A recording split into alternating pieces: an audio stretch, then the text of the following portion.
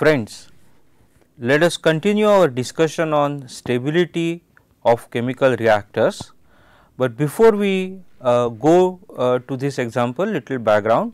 If you recall, in our last session we saw that when we are looking at the behavior of an adiabatic stirred tank reactor or even a stirred tank reactor with a jacketed vessel in which exothermic reaction is taking place, there is a possibility that there will be more than one steady state depending upon the operating condition that we choose. We also saw that there were 3 steady states, for example, in a case of adiabatic reactor. Now, out of this 2 steady states are inherently stable, as we called them last time, and one was inherently unstable. So, what we will do in today's class is to look at some formal definition of stability and look at the condition which needs to be satisfied for a steady state to be stable or steady state is unstable. So, let us start this discussion by looking at a system whose dynamics is given by x dot equal to f of x. Note here, we assume that this is the dynamics which describe how system which is represented by state vector x. So, this is a vector in n dimensional space. So, it has components, for example, x1, x2 up to xn. Okay. So, this is a n dimensional space that we are looking at. Now, we would like to know the steady state which satisfies this dynamics. So, let us say that steady state is x of s, okay. Again a vector, and by very definition of a steady state, it implies that x s dot, when x is equal to x s, which is f of x s, which is 0. That is, steady state implies that dynamics has disappeared and we have reached a steady state which is invariant with time, and hence the time derivative is 0. So, we would like to know whether this steady state x s is stable or otherwise. This is the question that we are trying to answer in today's session. First thing that comes to mind is what is meant by stable. So, what is a proper definition of a state to be stable, a steady state to be stable? So, let us try to look at that by considering our dynamics, let us say x dot equal to f of x, and let us say that its solution or its trajectories are given by some function phi of t.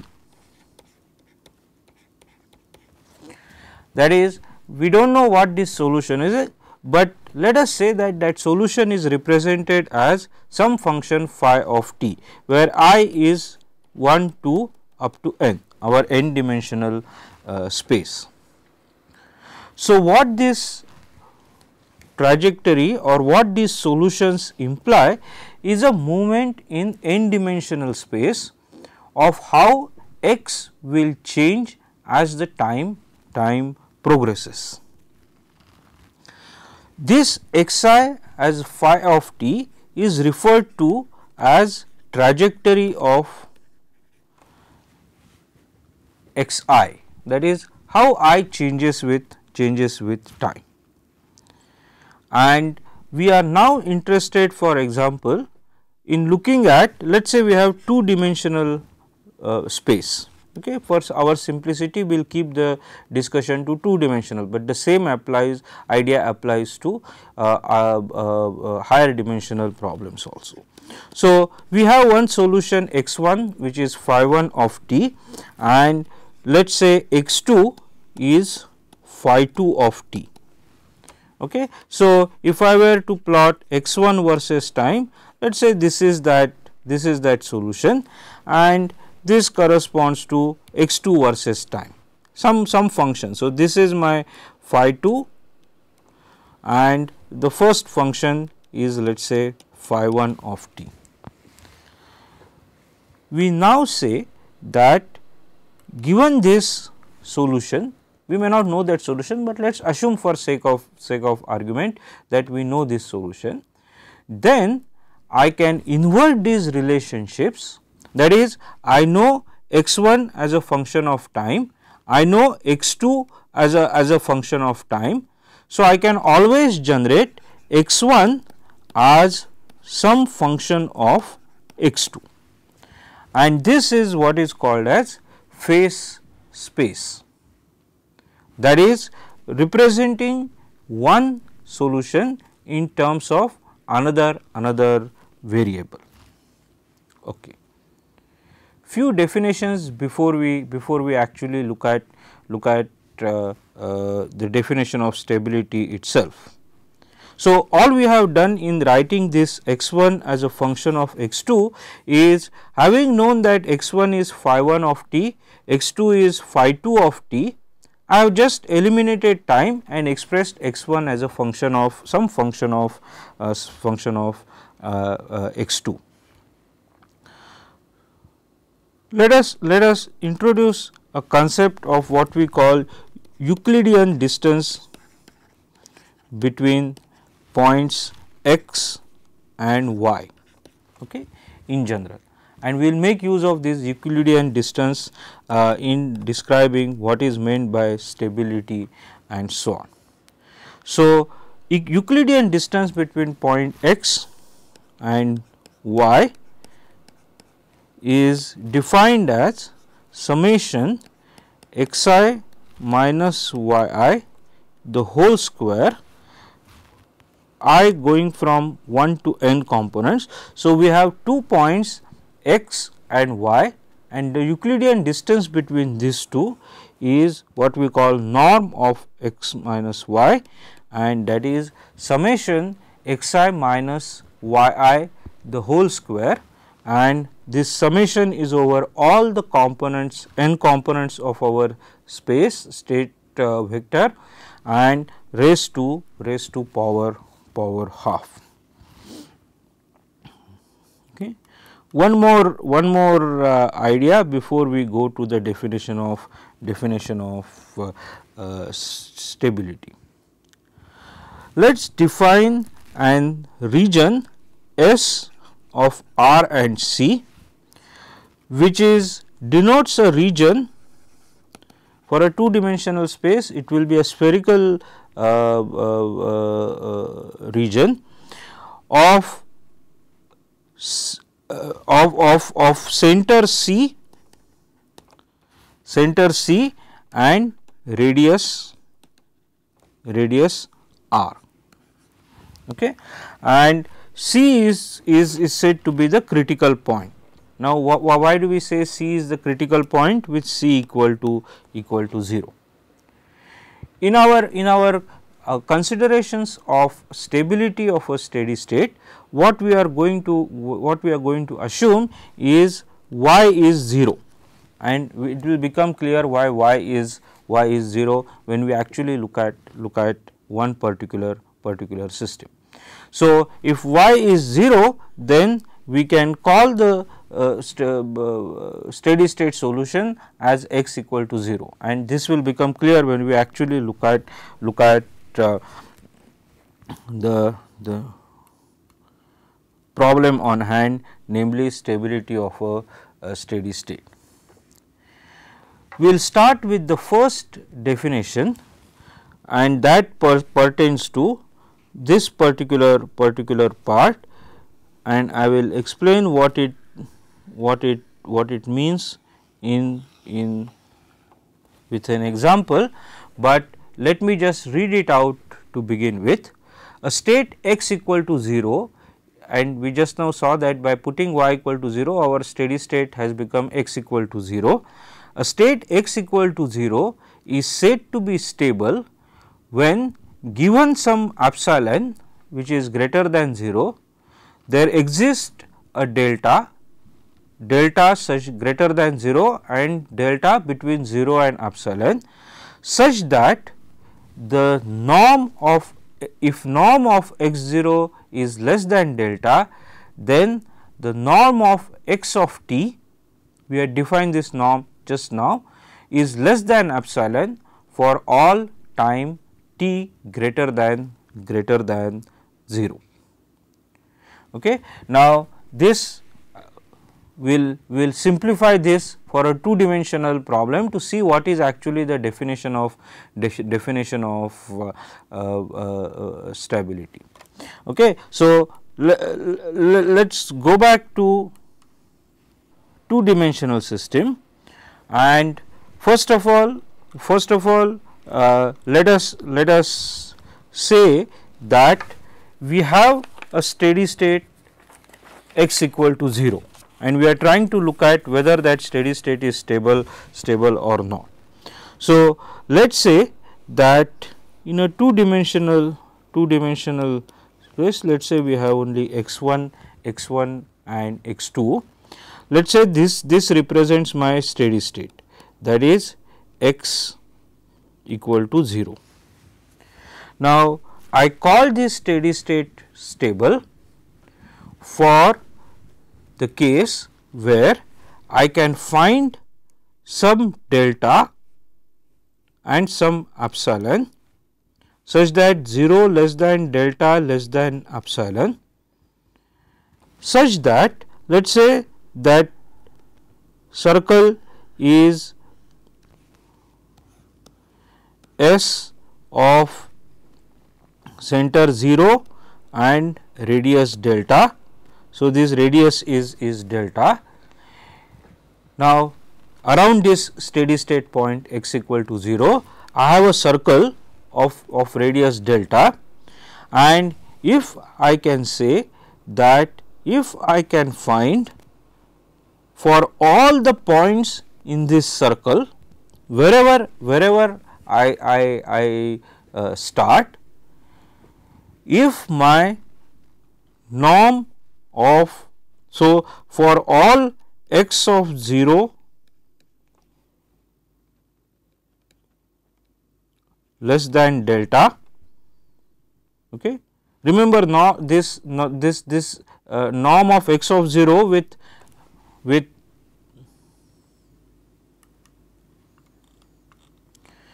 this definition, when y is 0, this is nothing but for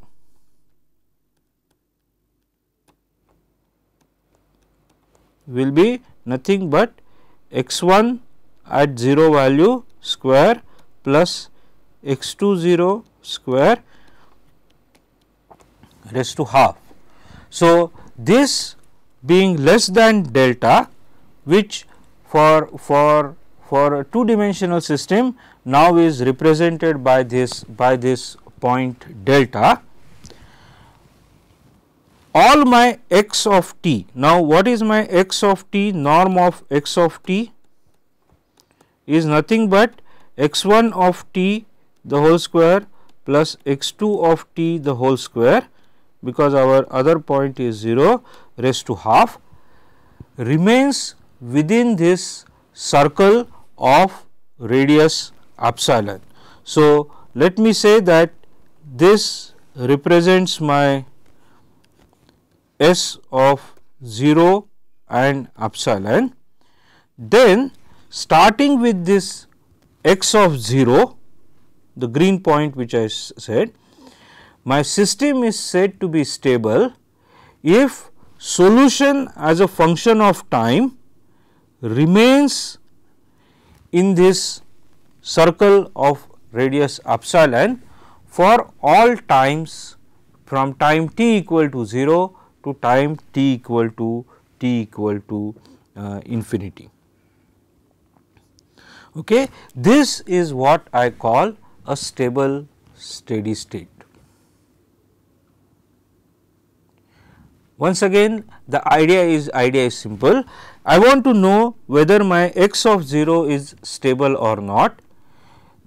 That stable definition, formal definition says that for some region in the neighborhood of x equal to 0, if my initial starting point lies in this small neighborhood, then my dynamics requires that if the solutions for all times x of t greater than 0 remains within this neighborhood of epsilon, then I say that this point is stable. So, what it means is, suppose I start over here, the solution may look different, but for all times if I remain in this region, I would call such steady state x equal to 0 as a stable steady state.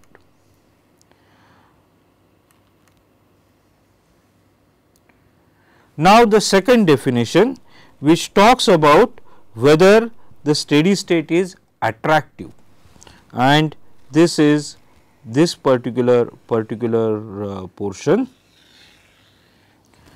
Once again I will read it out to you. A stable x equal to 0 is said to be asymptotically attractive when given mu greater than 0, such that for all x, that is norm of x less than mu, the limit as t goes to infinity, the norm of x goes to 0. This is when we say that this system is asymptotically attractive. Now, let us go back and see what is meant by asymptotically attractive state. This is what we said about asymptotically stable. Now, for asymptotically attractive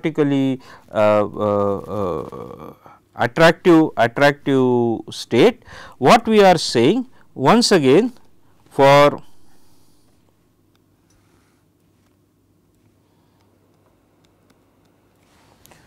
x equal to 0,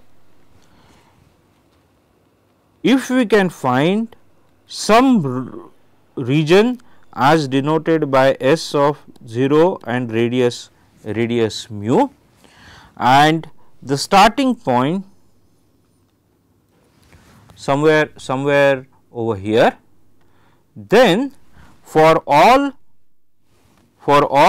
x of 0 less than mu, limit as t goes to infinity, norm of x of t is 0.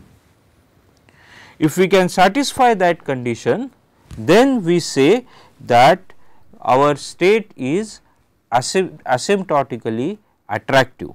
Now, what is the meaning of norm of x of t going to 0?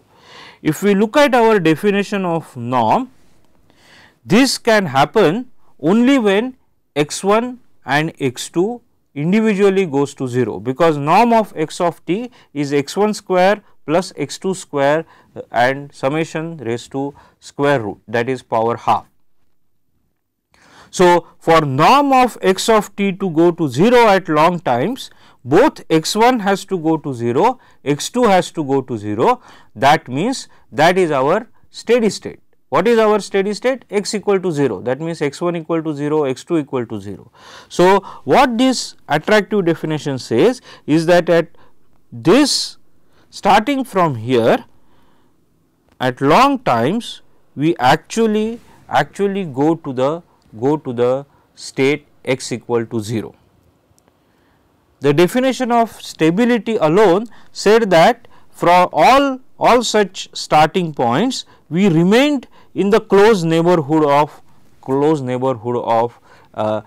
x equal to 0. The definition of attractive state, asymptotically attractive state, says that for all such starting points, we actually go to steady state x equal to 0 as time progresses. Now comes the definition of our asymptotically stable steady state, which says that a steady state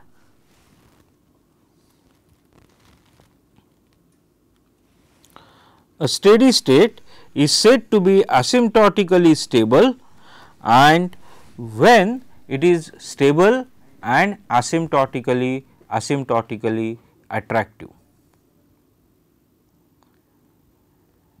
Now, state is said to be marginally stable when it is stable, but not asymptotically attractive. Now, at first glance, this definition may seem to have some redundancy in it, saying that it should be stable and asymptotically attractive. Doesn't definition of stability indirectly or directly imply attractive, and definition of attractive directly or indirectly encompasses the definition of stability? The next set of examples will convince you that that is not necessarily the case. So, what we are seeing here is an example on the first hand, an example of whose dynamics is given by this x and y, and its steady state value is when x is equal to 0, y is equal to 0. Now, if you actually look at the dynamics of this system and try to look at the trajectories, it turns out that you try to take any starting condition, as time progresses it actually comes back to 0 and 0. So, system is attractive, but from a definition of stability of the system, remember what was the definition of stable system? For any starting point within this region delta,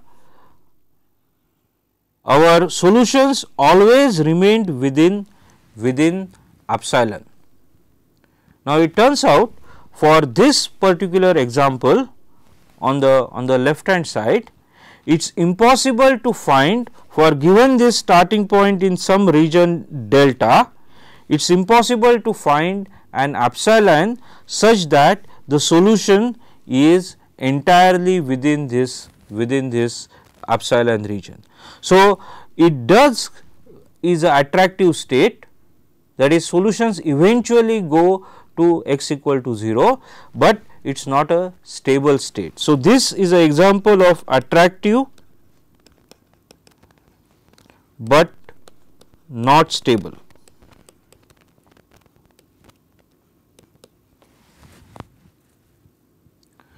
On the right hand side is another example, dx dt equal to y and dy dt equal to x, whose again steady state solution is x equal to 0 and y equal to 0. Now, if we start with some starting point, let us say over here, the dynamics of this system keeps it on this circle or a limit cycle. So, the solution never actually converges. So, it never goes to 0. So, that never happens. So, what does it mean?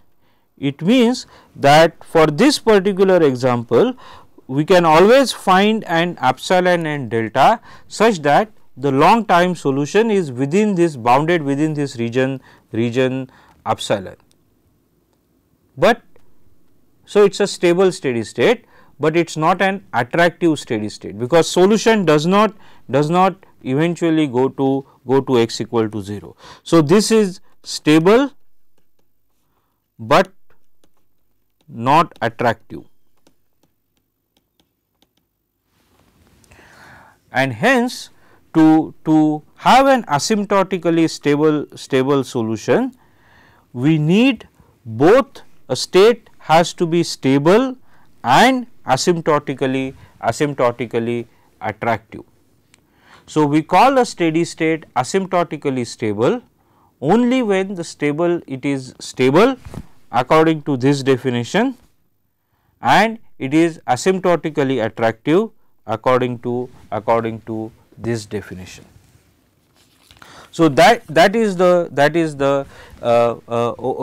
is how we define an asymptotically stable. So, when we are talking about the stability of a steady state or otherwise, we are looking at asymptotically stable steady states. Of course, a system is said to be unstable when it is not stable. I mean, that is understood. Okay. So, now let us go back to our dynamics and try to see how can we find out the stability of a steady state for which we have a dynamics which is given by x dot equal to f of x. So, we want to find the stability of the steady state, that is when x dot is equal to 0, when x at that time is some steady state xs. So, we would like to know how to find the stability of such steady state. Now, before we actually find the stability and determine the criteria, we are going to do a small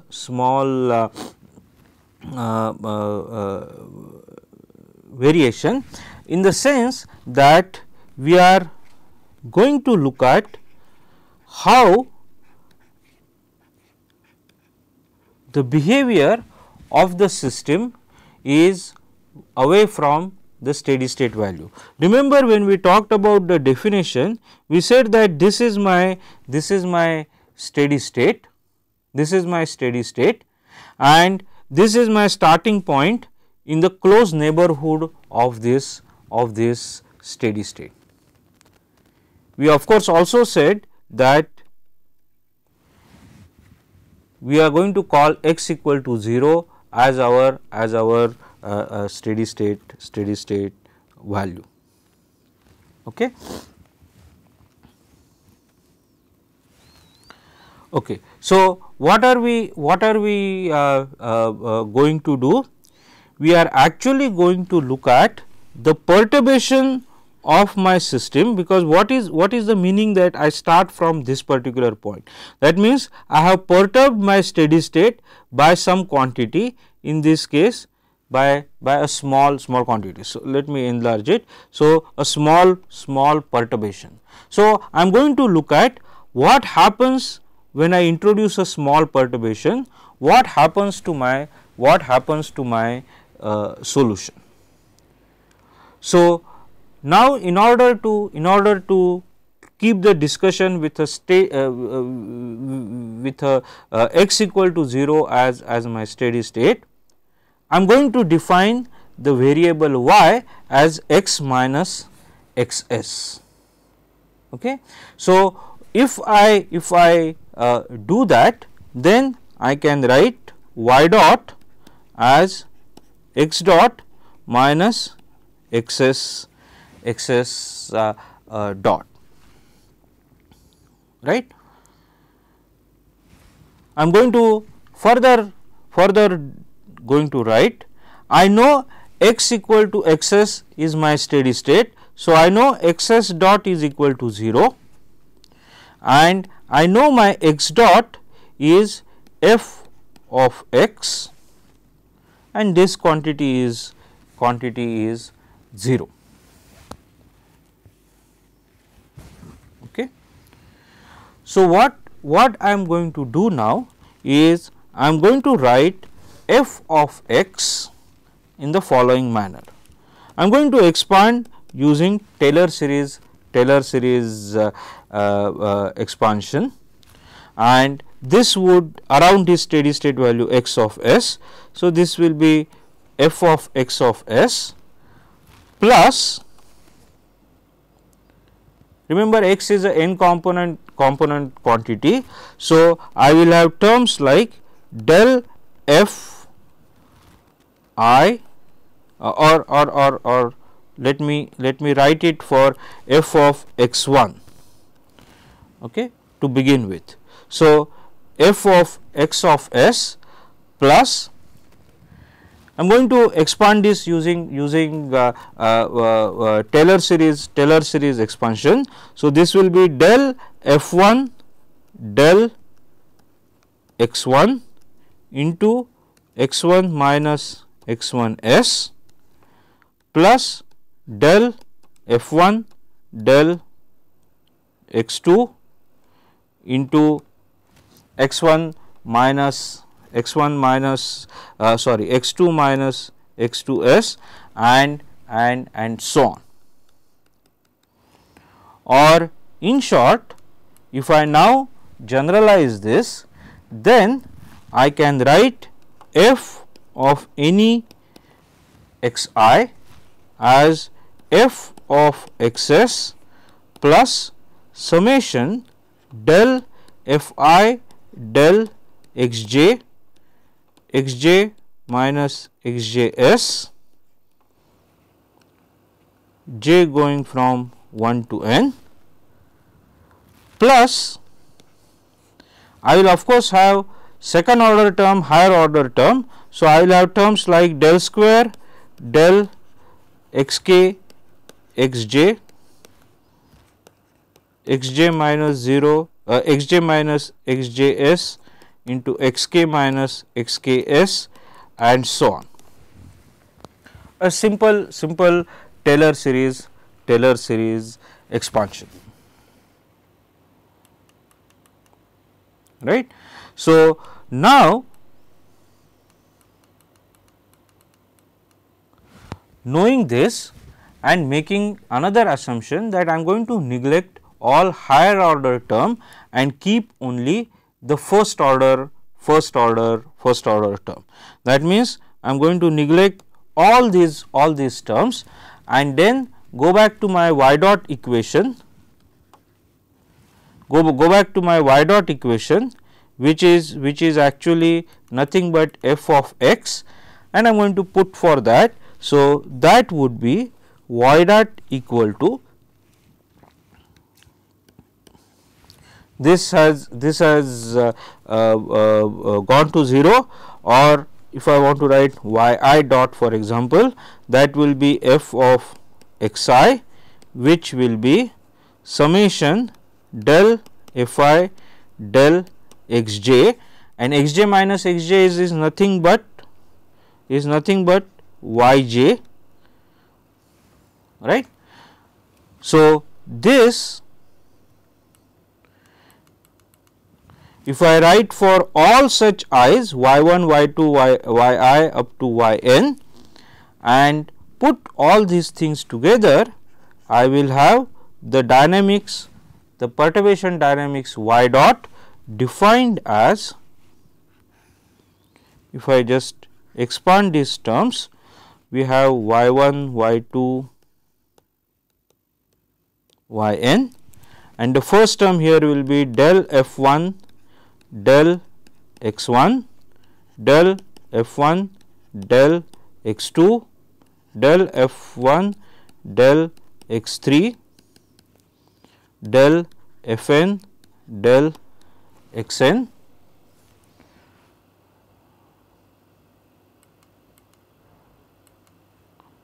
right. So, all these similar quantities up to del f 1 del x n del f n del x n. Okay. So, I will have all these terms, which now I can write in a more compact form as y dot equal to A of y, where A is my Jacobian matrix del f1 del x1 del f1 del x2 del f1 del x3 and so on and so forth up to. So, this is my dynamics of my perturbation variable y, and I am interested in knowing what happens, what is the steady state solution of this y is equal to 0. Remember, our y is x minus xs. So, when x reaches a steady state xs, my y is 0, and this will then tell me that if I start with some y of 0 having a value delta, let us say something like this, what happens to my y of t? Does it go back here? Does it go somewhere else? And so on and so forth. So, that will then tell me what is the solution or what is the status of this steady state f of x of s. Let me recap what we saw just now before I go on to describing the solution of these states, or how do we find this condition for stability. Let us put things in perspective. We have a system whose dynamics is given like this,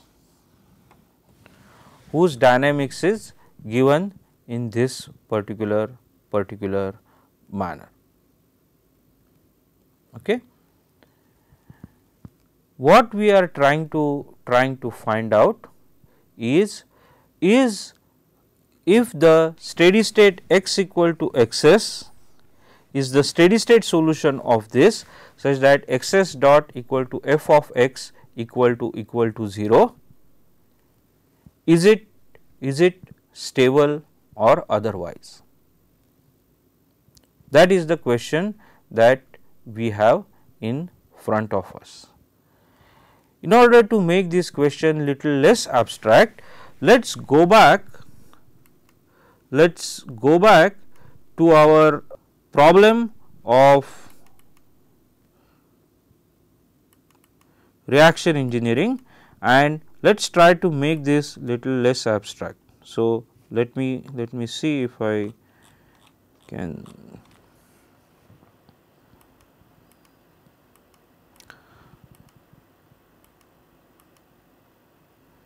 Okay. I am looking at stability of a CSTR. So, from our last session, we know that this is my CSTR operation, for which mass balance equations and energy balance equations are given in this particular manner. Okay.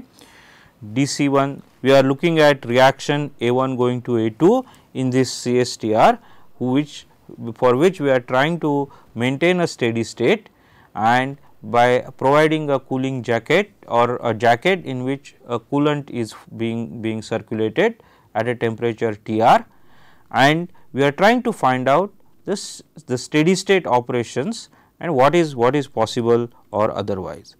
So, what we did last time was we defined this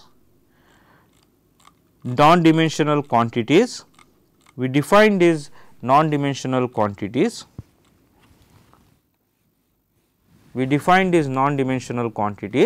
And converted this dimensional form of mass and energy balance into the non-dimensional form of mass and energy balances.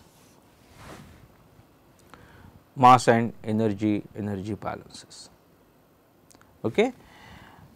Now, we will take these mass and energy balances and represent it in the form of heat generation term and heat removal term as we have done over here. So, what I am going to do is I am going to rewrite those mass and energy balances just to keep things in a proper perspective. So, we can, and I am going to take only first order reaction, okay, simplify matter considerably. So, we had our dimensionless mass balance in terms of dimensionless concentration as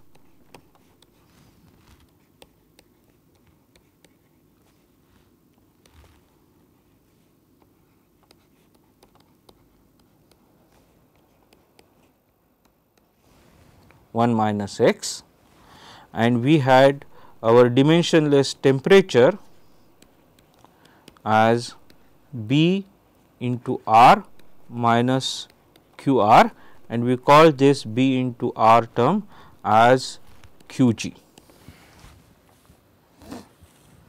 Okay.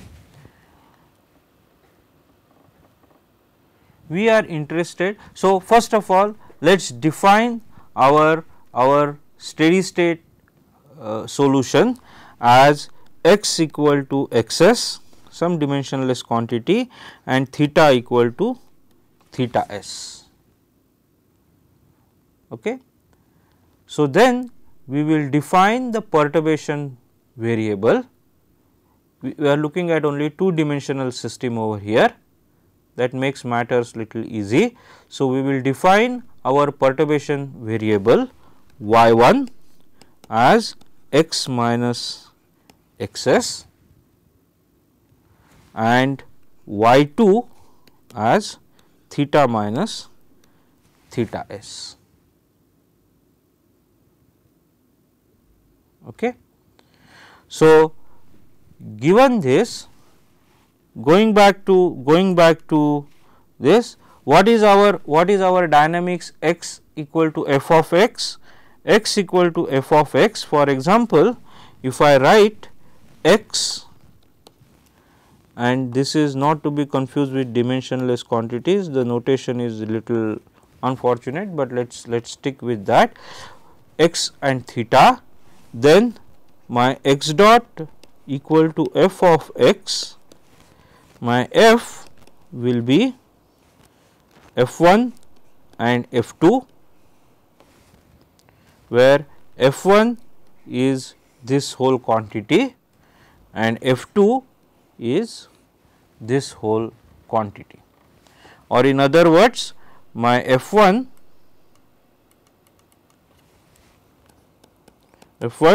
is minus x by k 0 tau r plus e raised to theta by 1 plus theta by gamma into 1 minus x, and my f 2 is b into r minus q r. Okay.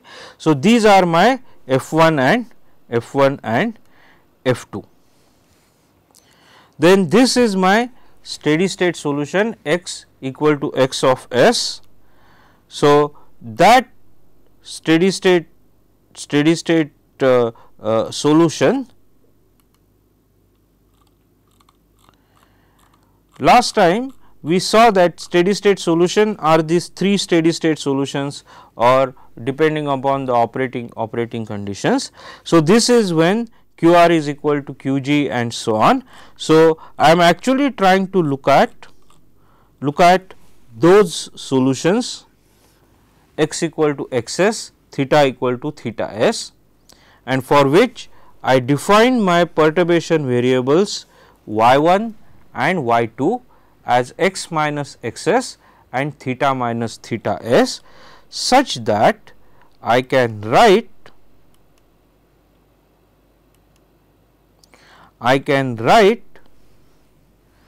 my solution of x dot equal to f of x, and in terms of my dimensionless quantities, my y dot which is a of y, this is the equation that I am looking for, can now be written in the following manner. Remember our y dot, which is y 1 dot and y 2 dot, which is equal to, in the real terms, dimensionless concentration and dimensionless temperature, that is deviation from the steady state value. This is the real quantity that we are looking at, and these are my F1 and F2. So, this quantity is now nothing but del F1 del x del F1 del theta del F2 del x del F2 del theta into y1 and y2, where what is del f del x? Derivative of this f1 with respect to x, del f1 del f theta, derivative of f1 with respect to theta, and so on. And this vector matrix we called as Jacobian matrix A bar, and wrote the dynamics y dot equal to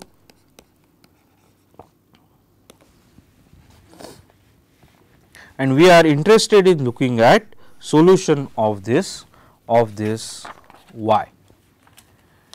Now, how do we get the solution of this y? To do that, let's look at our dynamics. Y dot equal to y is a vector and A is a matrix. Now, I want to look at solution of this matrix. Okay. Let's define y, and we'll come to that in a minute. What is all this? Y as matrix V into Z. What is matrix V? Matrix V is the matrix of eigenvectors of A. Eigenvectors of A. What are eigenvectors? Matrix of eigenvectors. Given this matrix A, it satisfies this particular condition, right? This you know from your mathematics, where what is the matrix lambda? Lambda matrix is a diagonal matrix of eigenvalues lambda 1,